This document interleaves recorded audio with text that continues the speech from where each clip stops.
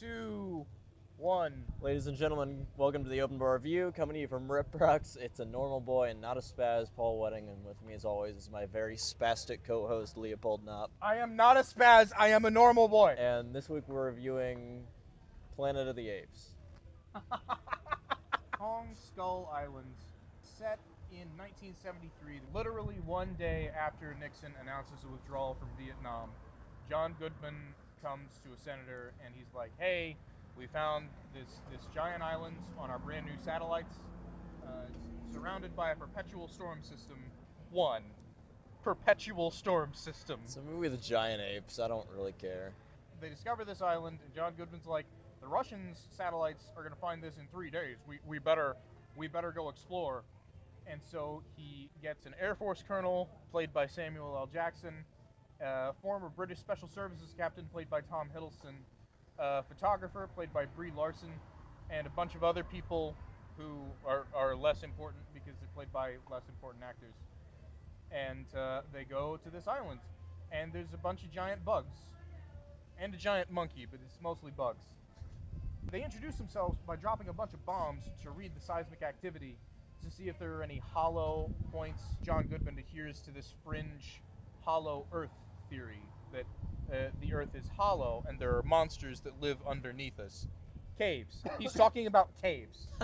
John Goodman believes in caves, and they try to convince us that is a radical belief.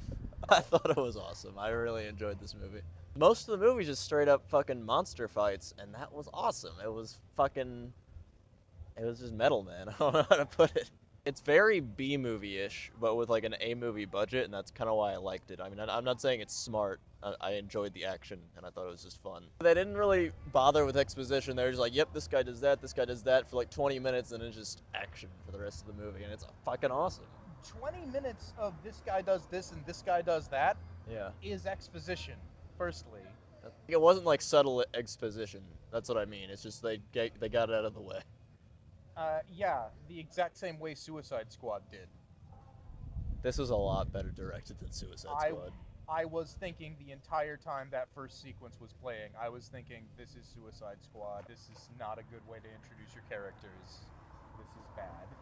I mean, the characters are one of the weaker parts. Characters are the entire weak spot. Tom Hiddleston's introduced as like this Secret Service badass, and then he doesn't really do anything the whole movie. Brie Larson is a photojournalist that doesn't understand photojournalism. What do you mean that she doesn't understand photojournalism? Like, she would just do a lot of close angles, or she would literally just shoot into darkness. Like some of those photos, there's no way there's gonna see anything because there's no light on what she's photographing. Own a camera. How do you... I don't care whether or not she got actual good pictures. I know.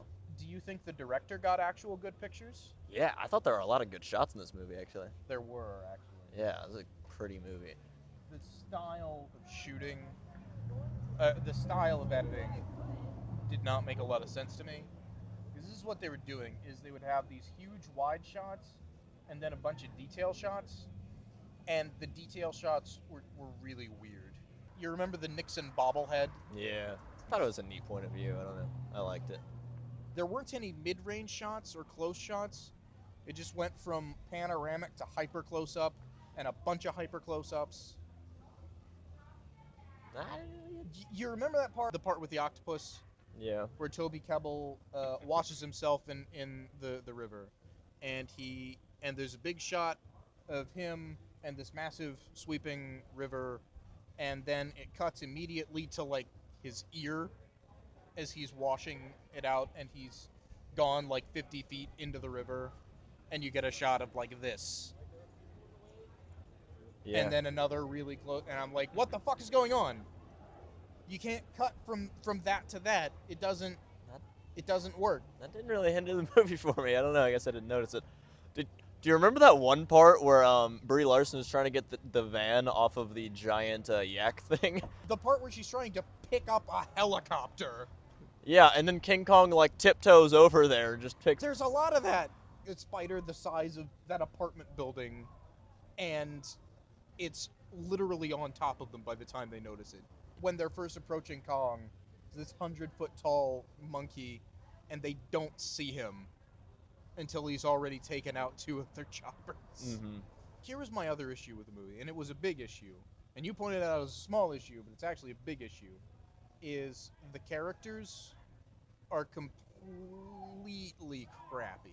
I actually kind of like Samuel L. Jackson's character. He had this sort of gray morality. He was like the only actual character. Tom Hiddleston and Brie Larson are pretty, and they try to have romantic tension. I didn't really get much chemistry between them. Well, no, like, they couldn't have chemistry because they weren't allowed to act because the camera angles were so fucking weird. Because they didn't really have time to romance.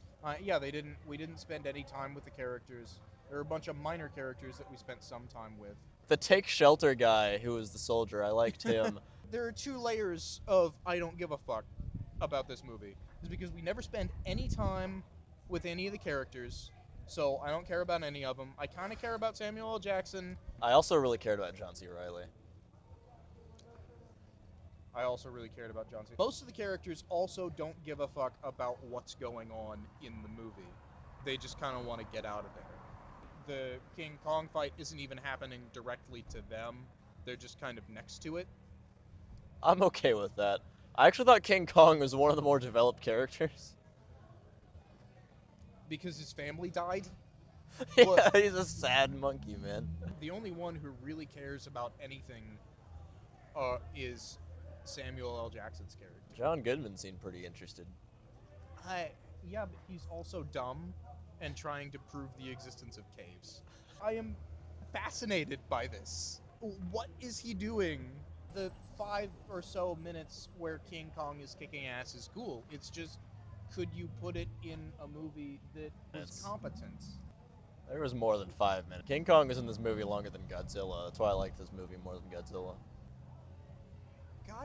But Godzilla had, like, characters. It really didn't. Fucking Aaron Taylor Johnson, are you shitting me? It had poor characters. I'd rather have fucking bodies out there than shit characters in a terms of a monster movie. And I love that they didn't like shy away from showing the monsters either. They were just like, yep, here they are, check them out. It was cool. So this is the part where I'd put my dick on the table and be like, yep, there it is. Check it out. I came in hoping to get what this pretty much was. It was just some fun fucking action movie. There's definitely some artistic merit to this movie. It's just,